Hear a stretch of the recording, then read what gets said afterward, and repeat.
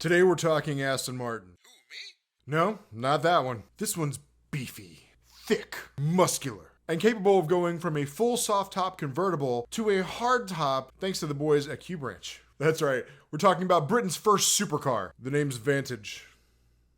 V8 Vantage.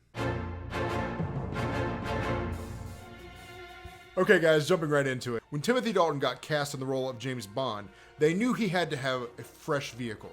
And what better way to bring back Aston Martin with an all-new actor? So, Timothy Dalton got the V8 Vantage. And regardless of what some may say about No Time to Die and the car being in that film, this is Timothy Dalton's car. But should you add these to your collection? Well, that's what this video is about today. Hopefully by the end of it, you'll have enough information to be able to decide.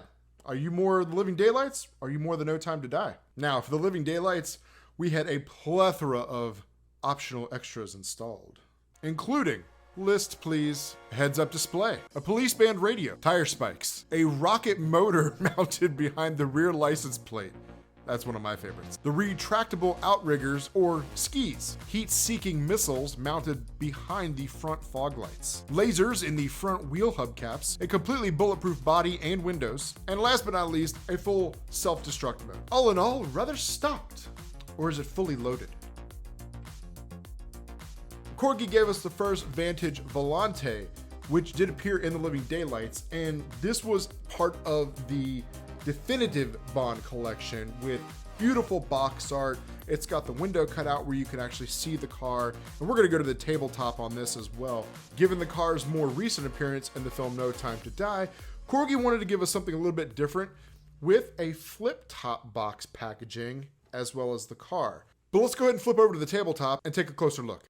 All right, here's the packaging side by side.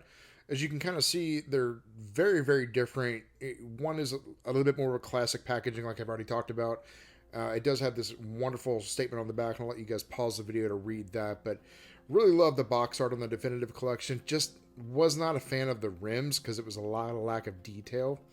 But with the newer set they've came out with, as you can see, it's this matte, flat black with that gold flake flip top box. Again, you could pause this here if you'd like to read that. And this is really just, it's a different type of packaging. I don't hate it, but I don't love it either, mainly because you got to open it in order to display the car. But let's take a look at each one individually. We're going to go ahead and start off here with No Time to Die. And you'll notice a couple quick things here. First and foremost, the paint job on the newer cars, they really have got this paint processing down. It is definitely an improvement over the Living Daylights model, and I am going to show that here momentarily. But you can see the detail here on the front bumper. You've got that classic license plate. There's the headlight details, and they're much brighter, I've noticed. There you've got the turn signal, and there's those new updated rims, and they're accurate. The only problem is they're so skinny. These should have been deep dish rims. They should have made them a little bit deeper. It would have given the car so much more character. But you can definitely see the great sheen off that paint there. Coming around the back, got detail on the tail lights, of course. There's the rear license plate. You can clearly see the Aston Martin logo as well. And, you know, all of the Corgis are fairly detailed. They never really disappoint in that department. Okay, coming around the other side here. And you can kind of see the interior a little bit. I apologize, the glare off the light. But it does have just a solid black detailed interior. There's no other real details within it. But, I mean, the steering wheel's in there, the shift knob. There is some details in the dash. You can kind of see if you get a flashlight in there just right. But the fact that they included that is nice because some of the models don't have those. All right, going around to the bottom here. Still got the same stamp as, you know, the Volante as opposed to the Vantage. All right, let's go ahead and set him down. And let's go ahead and take a look at the Living Daylights. Now, instantly you're going to notice a pretty big difference in a couple things right off the bat. First off, if you can tell, the color is slightly different.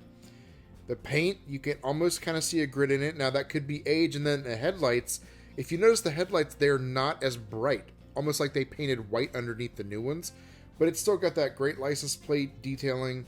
You're getting the turn signals, the side vents, and you got those old wheels. But, you know, from the back though, you come around. Now we do get something on this I do like. It actually has the GB logo for Great Britain. There's some more of the detailing there. Now with the Volante, Eon Productions, when they were filming The Living Daylights, they had actually purchased 3 used cars because it was a last minute decision to switch over to the Aston Martin. They just felt like he's a British secret agent, he should have a British car.